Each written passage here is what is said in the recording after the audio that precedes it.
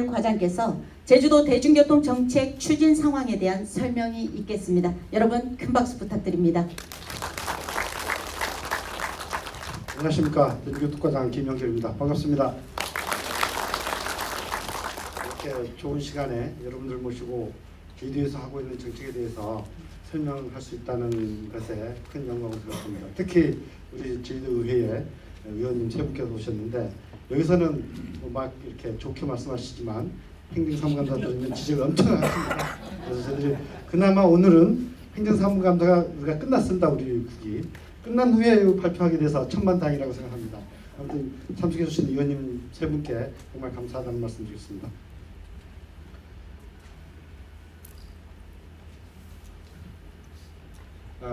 제주도에 처음 버스가 운행한 게 25년도입니다. 25년도 제주시에서 성산, 모슬포, 한림 이렇게 세 개 노선으로 시작을 했고요. 그 26년도에 서귀포시에서 성산, 모슬포 이렇게 두 개 노선이 운행을 했습니다. 그래서 지금은 212개 노선에 710대가 운영을 하고 있습니다. 제가 이제 설명드릴 부분은 이 혁신 사업들에 대해서 설명을 드릴 텐데 이제 노선 개편 효율화한 부분과 이제 뭐 옥석버스 운영, QR코드, 현금 없는 버스, 설경버스 운영 등등 우리가 잘하고 있는 것만 좀 자랑하겠습니다. 지적받을 만한 사항은 다음에 별도로 또 보고를 드리겠습니다. 이번에 최근에 8월 1일자로 노선 개편을 대대적으로 했습니다. 2017년 대대적으로 한 다음에 이번에 했는데 정말 감사드리는 게 우리 서석주 조합 이사장님을 비롯해서 7개 버스 회사 사장님들이 어마어마한 양보를 해 주셔서 버스 75대를 감축을 했습니다. 그게 1년에 180억 정도 전략되는 정도의 큰 양보입니다. 그래서 무한한 감사의 말씀을 드리고요. 또 우리 도민께도 감사를 드립니다. 어쨌든 버스를 75대 11%를 줄이면 불편해지는 게 분명히 나옵니다. 그럼에도 불구하고 단 40일 만에 민원이 평소 수준으로 낮춰졌다는 건 도민 여러분께서 많이 양해를 해주신다 그렇게 생각해서 감사하다는 말씀드립니다. 옵션버스를 저희들이 작년부터 운영을 하고 있습니다. 전화를 하면 버스가 와서 나를 태워서 내가 가고 싶은 목적지까지 가는 그런 시스템입니다.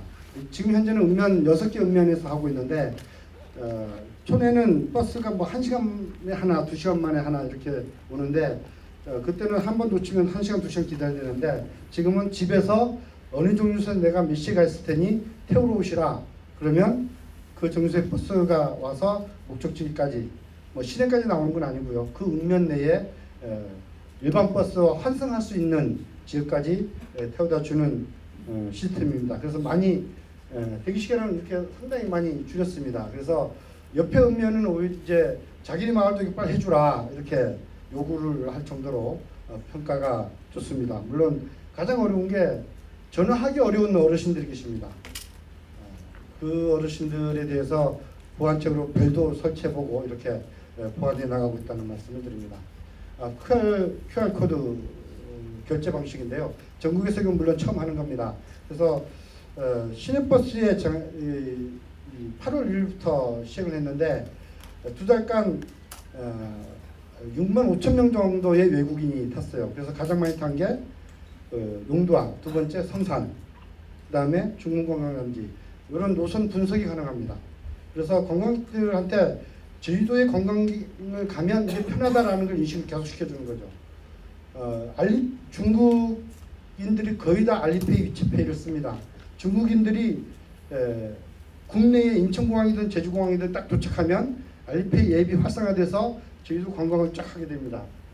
이 사진은 뭐냐면 스마트폰에 몇 번 버스 제주에 가서 몇 번 버스를 타면 어느 관광지로 갈 수 있다라는 걸 안내해 주는 겁니다. 이건 우리가 알리페이에 엄청난 요구를 해서 관철을 시키는 건데 이런 자료들이 관광에 크게 기여할 수 있다. 앞으로 확대될 수 있다 이렇게 생각을 합니다. 특히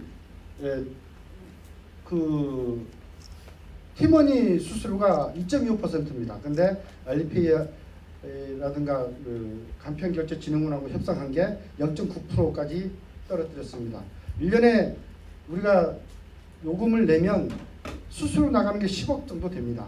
그것을 한 40%까지 떨어뜨려서 재정 지출을 감소시켰다 하는 말씀드립니다. 현금 버스를 7월 1일부터 하고 있는데요. 잘 정착되고 있습니다. 10월 1일부터는 이제 본격적으로 시행을 하고 있습니다. 그래서 지금은 현금으로 버스는 탈 수 없고요. 12월 말일까지 계좌이체는 허용하고 있습니다. 그래서 내년 1월 1일부터는 계좌이체도 되지 않고 무조건 교통카드로만 합니다. 우리가 이번 7월 1일부터 하게 된 이유는 어르신들 때문이었습니다. 어르신들 65세 이상의 어르신들은 7월 1일부터 복지카드가 전부 지급됩니다. 그러면 어르신들이 카드 쓰기에 불편한 문제는 해결되는 시점이 돼서 그 시점에 맞서서 7월 1일부터 이 사업을 시작하고 있다는 말씀드립니다. 그래서 지금 현재 전혀 어려움은 민원 들어오는 건 없습니다. 작년 겨울에 저희들 설경버스를 운영했습니다. 저희가 아침 일찍 터미널 가보면 터미널에서 45인승 버스 꽉 찹니다. 그래서 이제 노형동 가면 이제 차가 그냥 가는 정도로 버스 꽉 찹니다. 그래서 원래는 지금부터 우리가 준비를 하고 있습니다. 설경버스라는 명칭을 좀 공모를 멋진 이름으로 공모를 합니다. 그래서 이제 명칭을 다시 정할 거고요. 그 다음에 우리가 어떤 특정 웹을 통해서 하면 댓글을 멋있는 댓글을 다는 경우, 또 동영상을 촬영해서 멋있게 올리는 경우, 이 경우는 이제 추첨을 통해서 심사를 통해서 소정의 현금을 드릴 계획입니다. 그래서 특히 아까 알리페이나 위챗페이를 통해서 중국 동남아 여러 나라에 저희들의 설경버스 운영 계획을 홍보를 할 계획입니다. 그래서 저희들의 최종 목표는 각 중국이든 뭐 중국 남부 지역, 대만 이런 데서 제주 설경버스 탑승하는 관광 상품을 만들도록 유도하는 게 저희들의 최종 목표입니다. 그런데 한 가지 문제가 있습니다. 작년에 보면 1100도로를 타고 가면 그 옆에 불법 주차를 엄청나게 해서 차량 진입이 아주 어려움이 많았습니다. 만약에 불법 주차가만 없으면, 그때 불법 주차 때문에 버스를 많이 못 보냈거든요. 불법 주차만 게 없으면 필요한 만큼 버스를 얼마든지 공급할 수가 있습니다. 그래서 이제 설경을 갈 때 꼭 버스를 이용해 주시기를 부탁을 드리겠습니다. 오늘의 주요 토론상인데요. SBRT에 대해서 좀 말씀드리겠습니다. 중앙로에 시청부터 법원 위쪽까지 나라도까지도 버스 중앙 전용 차로를 해서 정류장을 도로 중앙에 2개를 놨습니다. 해서 해봤더니 버스 속도가 42% 빨리 갈 수 있었고, 특히 의회에서 의식조사를 했던데 편의성이 개선됐다라고 응답하는 그 민지 75%, 정확하게 시간에 버스가 도착한다, 이런 평가를 해주시는 분이 80%였습니다. 그만큼 중앙로 시스템을 가지고도 그런 효과가 나왔습니다. 그런데 SBRT를 구축하면 훨씬 더 큰 효과가 있을 것이다. 저희들은 그렇게 기대를 하고 있는 겁니다. 제주시의 교통정책의 핵심은 사명화우 권역, 구도심 권역, 노형 연동 권역을 어떻게 빠르게 연결할까가 핵심이라고 보는 겁니다. 이 권역이 승용차로 출근하는 것보다 BRT를 타고 출근하는 게 빠르면 되는 거거든요. 그러면 승용차 이용객이 줄어들 것이고 버스 이용객이 많아져서 교통체증은 줄어들 겁니다. 그게 저희들이 목표입니다. 그래서 지금 현재 공사하고 있는 건 이 구간, 서강로 구간을 먼저 하고 26년까지 국립박물관부터 월산마을까지 이 BRT 구간을 공사를 할 계획입니다. 그 다음에 2단계 사업으로 연삼로 구간부터 삼양 검문소로 지나서 국립박물관까지 이렇게 내부 순환도로를 구축을 할 겁니다. 그러면 BRT 버스는 여기만 계속 도는 겁니다. 30년 이후는 연북로까지 계획을 하고 있는데, 이 계획은 그 연북로의 도심 형성되는 상황을 보고 최종 결정하고자 합니다. 이 내부 순환도로만 잘 돌아가도 제주시내 교통체증을 훨씬 줄일 수 있다. 이렇게 계획을 하고 있습니다. 이 계획을 아까 제가 여러 가지 혁신 정책을 많이 한 10개 정도 아까 목차에 있었는데 이 섬식 정류장은 다른 건 모르겠는데 섬식 정류장은 지산이 많이 되옵니다. 여기까지 오는데 1년 10개월이 걸렸습니다. 공사를 시작하는데 그동안에 이 기술적 안정성 뭐 이런 것도 다 검토해서 국토부에서 정말 많이 도와주셨습니다. 보통 중앙부처가 현장 가면요 사무관 한 분 정도 와서 현장 보고 갑니다. 그런데 이 사업에 대해서 사무관님은 물론이고 과장님, 국장님, 국토부 대도시권 광역교통위원회라고 차관급이 있습니다. 차관님도 현장 보고 가셨고 그래서 국토부가 엄청나게 지원해 주셨고 특히 최근에 양문역 버스를 만들려면 국무조정실의 규제 심사를 받아야 됩니다. 그래서 담당하신 문정 사무관님께서 심사를 잘 빠르게 해주셔 오늘 국토부에서 양문역 버스에 대한 최종 고시가 이루어졌습니다. 그래서 국무조정실의 문정 사무관님, 국토부의 홍성원 사무관님께 다시 한번 감사의 말씀드립니다. 고맙습니다. 네. 그래서 저희들이 이런 혁신적인 과제를 가지고 대중교통이 아주 편하도록 계속 발전시켜 나가겠습니다. 이게 섬식정류장입니다. 저기 보면 LED등이 깜빡깜빡하는데 저것도 말씀드리면 저기에 그 주변의 미세먼지 농도를 감지해서 기상청이 정한 4가지 색깔이 있습니다. 농도에 따라서 그 색깔로 자동으로 변환하게 해서 그 지역 주민들이 오늘의 미세먼지는 어느 정도 수준이구나 이런 걸 인식하게 했고요.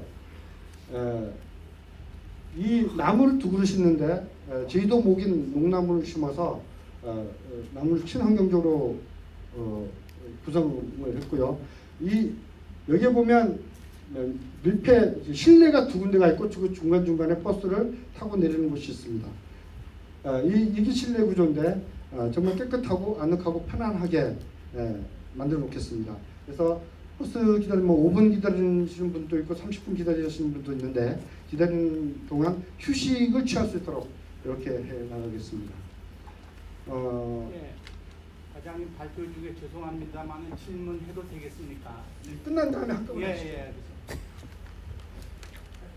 그래서 저희들이 22년도 말에 중앙로에 설치되는 정류소 2개짜리 섬식을 하다가 인도를 줄인다, 가로수를 줄인다라는 말이 제주 시민 사이에 아주 많았습니다. 그래서 이 섬식으로 바꿈으로써 지금 그때 20년도에 공사할 때 가로수 122그루를 다른 데로 이식을 했습니다. 지금 남아있는 게 서강로에 남아있는 게 134그루인데요. 그 134그루를 하나도 훼손하지 않고 터미널 앞에 어린 가로수 딱 2그루만 그 옆으로 옮겨 심으면 지금 있는 가로수 그대로 유지할 수 있습니다. 그리고 옮겨 심은 122그루 가운 그 자리에도 다시 122그루를 다시 또 심을 수 있게 이렇게 되고 있습니다. 인도를 많이 차지했는데 중앙로 가면 인도가 좁습니다. 그 정류장 때문에 여기도 22년도 기준으로 인도를 침범하는 면적이 2,970평방미터를 침범하도록 설계가 되어 있는데 이걸로 바꾸면 단 600평방미터만 침범하면 된다는 얘기입니다. 600평방미터는 서강로 전체 길이에 대해서 600평방미터이기 때문에 폭은 아주 적게 침범하게 돼서 인도하는데 훨씬 유리하고 그 가로변에 있는 정류소를 철거를 할 겁니다. 그러면 그걸 전부 다 인도로 활용할 수 있어서 보행하는 여건이 훨씬 좋아질 수 있다 이렇게 말씀드립니다. 이게 정류소가 제가 시문을 맡아서 1월 말에 최종 보고를 할 때 그때까지 한 5개월 정도 걸렸습니다. 그래서 집에 들어가면 침대에 누워서 천장에 엄청나게 많이 들어봤습니다. 엄청나게 좋겠더라고요. 그래서 저희들이 뭐 제주도뿐만 아니라 세계적인 정류소를 만들어 보려고 합니다. 저희들의 짧은 목표는 중앙로에 있는 그 지역에서도 요걸 바꿔달라고 요구할 정도로 잘 만들려고 하는 거고요. 그리고 전국 대도시의 모든 도로가 양문역 버스와 상식 정류장으로 바뀌게 될 정도로 잘 만들어 놓겠습니다.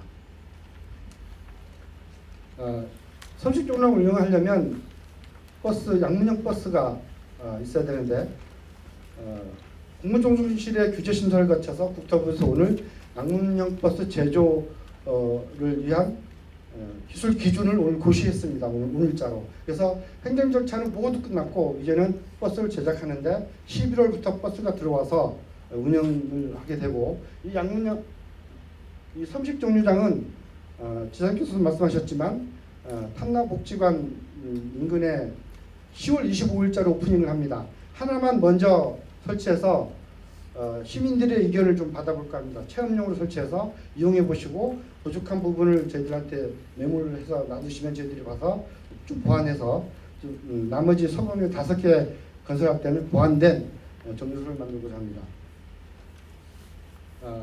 교통복지에 대해서 마지막으로 좀 말씀드리면 작년에 교통복지를 하는데 총 386억 원이 투입이 됐습니다.